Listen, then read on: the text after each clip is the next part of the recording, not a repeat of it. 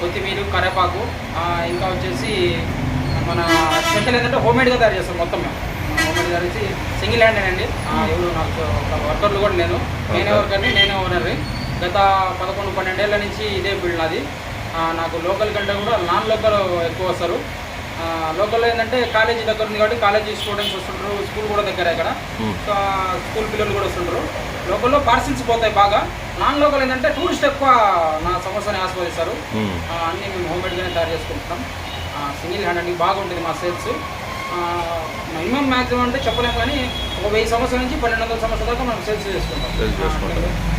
Local నుంచి వచ్చేవాళ్ళు మమ్మల్ని గుర్తుపట్టడమే కానీ మేము గుర్తుపట్టలేము. ఎందుకంటే ఎంతోమంది వస్తుంటారు, పోతుంటారు.